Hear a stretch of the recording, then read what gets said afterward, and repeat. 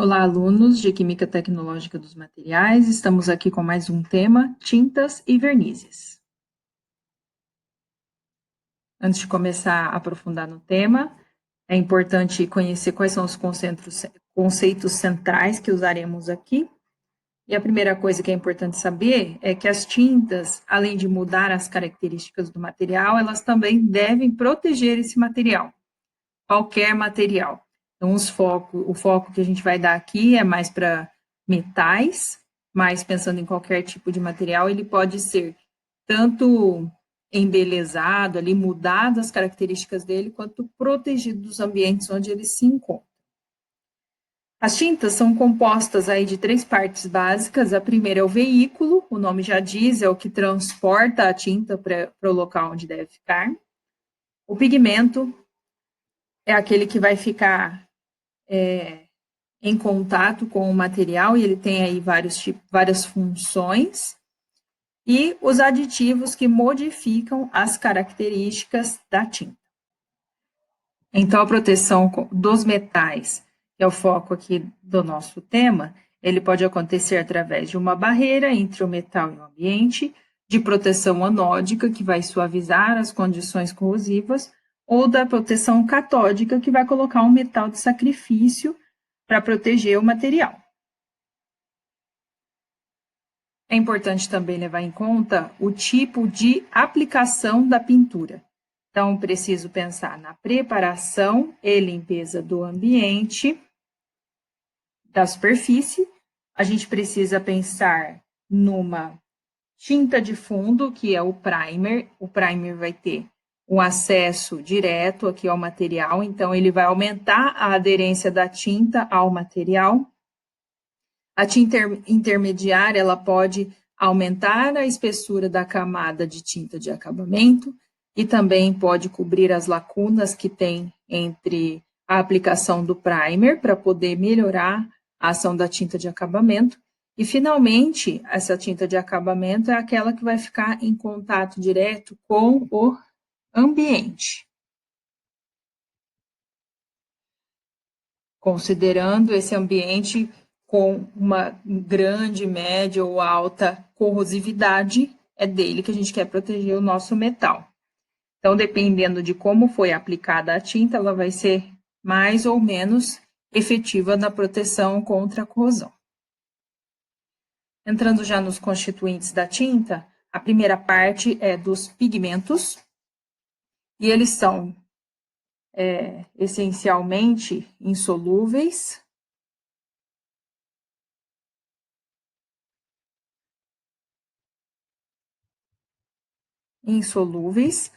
e aí a gente tem características diferentes que podem ser esses coloridos, os opacificantes. Eles alteram a cor do material e também escondem o material, eles impedem a passagem de luz, por isso que tem esse nome de opacificantes. Eles podem também ser anticorrosivos,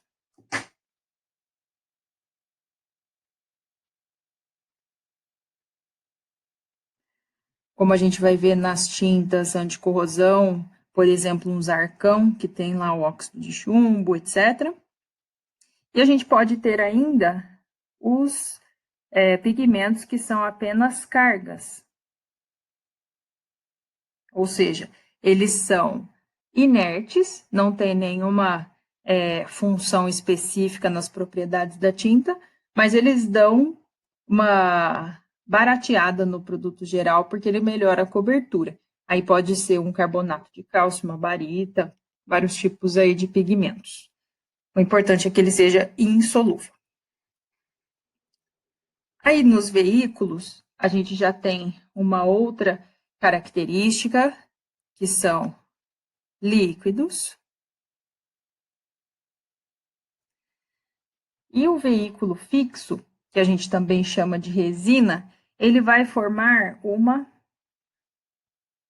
película através da polimerização, que está aqui mostrada nessa animação. Polimerização é quando a gente coloca os monômeros em uma cadeia grande, e essa cadeia fica com outras propriedades, ela forma esse filme, né? Ele vai dar bastante brilho e resistência depois da secagem. Essa película aqui que vai dar o nome à tinta. Por exemplo, as tintas epóxi. E tudo isso vai depender do tipo de polimerização que a gente tem na resina. E se é um veículo fixo, a gente sabe então que ele não é volátil.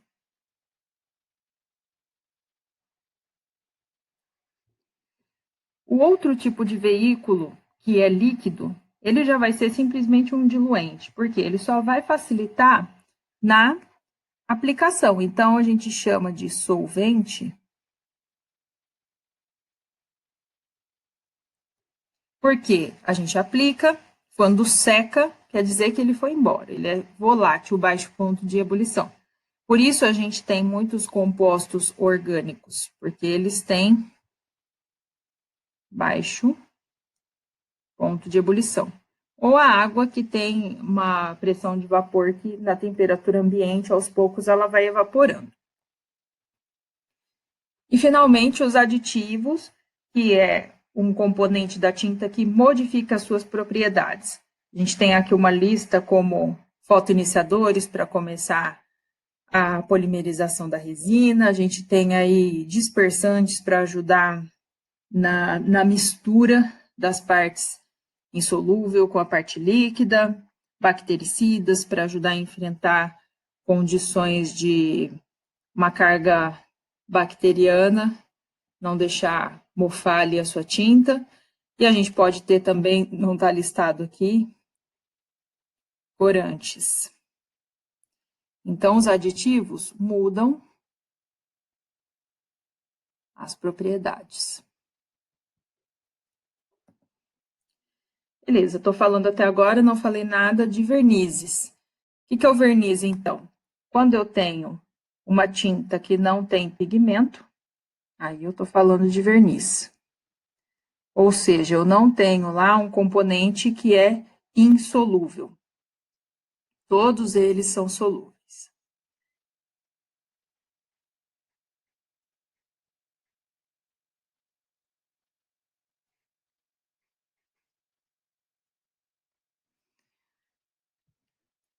Mas aí, como é que eu faço para ter um verniz colorido, pensando aí num verniz de madeira? A gente coloca lá um corante como aditivo, coloca a cor nele, mas o corante, ele não é pigmento, porque ele é solúvel. Então, a única diferença entre verniz e tinta é que o verniz é uma tinta sem pigmento, embora o verniz possa ter cor, como o corante utilizado como aditivo. Então, agora a gente vai entender como é que a tinta protege contra a corrosão. Esse ensaio aqui mostra alguns corpos de prova, onde está testando tintas anticorrosivas, e aqueles que não têm pintura, olha só, no ambiente. Eu já tenho pura ferrugem nessa peça aqui. Então, é um consenso que a gente precisa, principalmente peças aí de aço, que é o metal mais comum, ter uma proteção contra a corrosão. Aí a gente tem que pensar em eletroquímica na série de atividades, aqueles metais à esquerda da tabela periódica, né, alcalinos e alcalinos terrosos, ou então aqueles que têm uma alta tendência a perder elétron do lado direito da reação. Então, aqui eu estou falando de reações de oxidação, aumento do NOx 1 para o NOx mais, no caso do lítio, 2 mais no bário, depende do grupo que esse metal está na tabela periódica. Então, depende de quanto esse metal tende a perder elétrons. Por isso que a gente sabe que os metais nobres, cobre, prata, ouro, platina, eles têm uma tendência muito baixa a perder elétrons, a se oxidar. enquanto aqueles que estão bem em cima aqui na série de atividades, eles perdem esse elétron com grande facilidade. O ferro está bem aqui no meio. Então, a gente lê assim: qualquer metal que está acima na série de atividade pode ser oxidado pelos elementos abaixo dele. Quando não tem, só tem um metal, e aí? O que acontece para acontecer essa ferrugem? Aí a ferrugem já é a reação do ferro metálico no aço ou no ferro fundido ou qualquer outra liga metálica, reagindo com quem? Com o oxigênio presente no ar. E isso daqui é muito facilitado por um ambiente úmido. E aí forma uma gotícula de água nessa reação, nessa superfície, que vai facilitar esse transporte de elétrons para oxidar o ferro e reduzir o oxigênio, que passa de 0 para 2-. Tá, então a gente tem 3 mecanismos básicos que as tintas vão proteger: por barreira, por inibição anódica ou catódica. Vamos ver como é que eles vão funcionar. Se eu estiver falando de uma corrosão eletroquímica, de metais diferentes com um eletrólito, aí eu já estou falando também de uma solução, né, que pode ser um meio corrosivo. Ácidos, sais, condutoras de elétrons, pensando aí no ambiente salino, onde eu tenho sal, né, cloreto de sódio que se dissocia, forma elétrons no meio. Tenho lá um metal A e B e um eletrólito. Eu tenho o transporte de elétrons entre esses metais, eu tenho corrosão. Mas, se eu tenho o metal A e B, eu corto esse transporte de elétrons sem ter contato com o eletrólito, que é o meu ambiente, aí eu não tenho corrosão. Pensando agora na barreira entre o material e o ambiente, a gente vai falar das resinas, como é que elas funcionam. Então, se eu estou falando aí das tintas epóxi é o nome dado por causa da resina que é utilizada. A gente tem aqui o exemplo desse fabricante com o componente A, que é a base pigmentada, e o componente B, que é onde eu vou ter a resina, que pode ser poliamida, isocianato, e várias outras resinas que eu posso utilizar. Quer dizer, quando eu misturo um componente com o outro, a gente vai ter a união entre um monômero e outro monômero, formando então uma cadeia que é mais longa e que tem outras propriedades. Aí a gente vai formar aquele filme em cima do nosso material e formar a barreira propriamente dita. Então, a gente vai ter mais ou menos aqui resinas sólidas, líquidas, alguns exemplos aqui só para a gente ter uma noção, e o resultado final fica assim, olha, aqui é utilizado aqui em transportes, né, com um primer que já tinha epóxido e poliamina, e um acabamento com outro tipo de resina, que consegue proteger muito bem contra a corrosão. A gente pode também ter a proteção pelo próprio pigmento. Olha só, sem a proteção do pigmento, eu tenho acesso do vapor de água mais oxigênio no metal, mas se eu tenho pigmento, mesmo que ele não seja uma resina impermeável, eu tenho aqui alguns caminhos que podem atrasar, então dificultar o acesso ao material metálico. Eu posso ter também uns pigmentos lamelares que vão dificultar mais ainda esse acesso. Seria o caso aqui do caulim. Ele forma essas lamelas, essas fatias que vão então proteger, mesmo não formando uma película impermeável, simplesmente por estar ali dificultar a exposição do metal ao ambiente. Mas a gente pode ter uma proteção mais ativa, como é o caso da proteção anódica. Então, se eu tenho pigmentos convencionais, quando esse material, quando o ambiente corrosivo consegue chegar na peça, ele vai ter uma corrosividade normal, se eu tiver um pigmento inerte. Agora, se eu tenho um pigmento anticorrosivo, eu tenho uma atenuação da corrosividade. Então, com o passar das etapas aqui, eu diminuo a agressão. E esse ambiente fica, então, menos corrosivo. Então, diminui o estrago na peça. Falando aí um termo não técnico, a gente atenua a corrosividade. Um exemplo aqui mais específico, a gente pode ver quando tem o ânions fosfato, cromato, cálcio 2+, eles acabam se depositando na peça. E aí formando uma camada protetora. Olha só um exemplo de utilização conjunta, epóxi com fosfato. Aí a gente tem, além da camada protetora, através da película polimérica, a gente tem também a participação de um pigmento que é anticorrosivo. Então, isso aqui é bem utilizado para ambientes industriais que tenham um alto índice de corrosividade. Uma outra ilustração de como pode acontecer essa atenuação da corrosividade é a troca iônica. Se eu sei que íons H+, aí meio ácido, aumentam a corrosividade, né? Porque eu vou passar de H+, que vai ganhar elétron e formar o H2. Aí a gente precisa balancear essa reação aqui, né? 2 e 2. A gente passa do H+ para o hidrogênio no seu número de oxidação 0. Então, ambientes ácidos são corrosivos. Quando eu tenho um cátion, um íon cálcio, a gente consegue trocar íons e neutralizar. Então, a gente forma aqui uma camada de cálcio insolúvel. Então, essa troca iônica forma outro composto.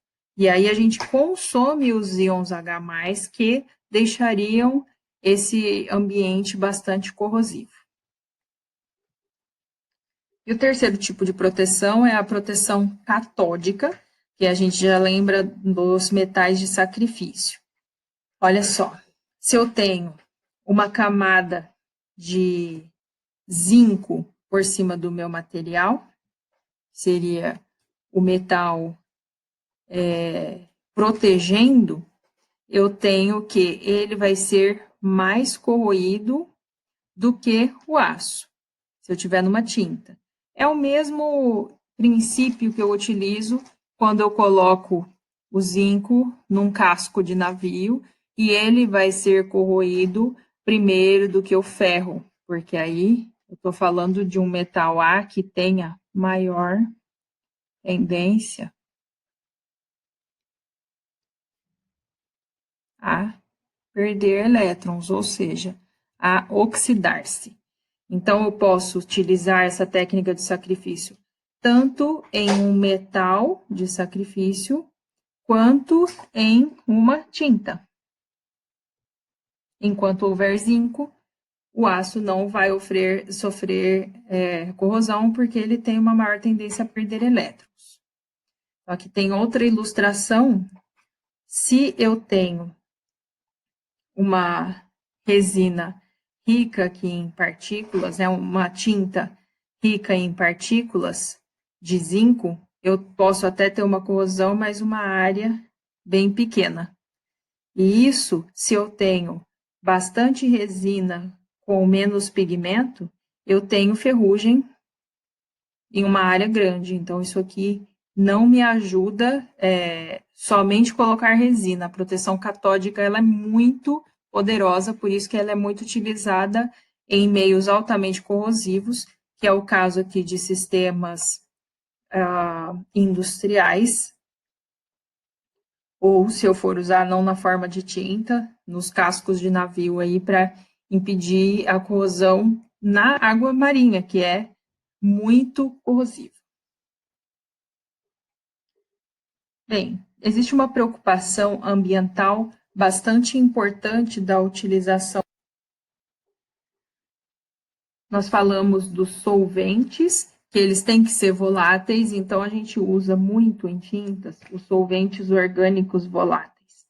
Então, esses solventes, eles têm um odor que incomodam, por isso que a gente quer uma tinta que seja sem cheiro, mas além disso, a gente tem o problema da poluição, seja pela utilização da tinta em si, ou da fabricação da tinta, que pode ter aí vazamento, a própria fonte desses hidrocarbonetos que são utilizados nas tintas já é uma coisa polêmica, porque depende de petróleo. Então, é muito importante o desenvolvimento de tintas à base de água. Ela também vai evaporar, pode demorar um pouquinho mais, mas a gente tem um grande apelo para utilizar tintas à base de água também no ambiente industrial.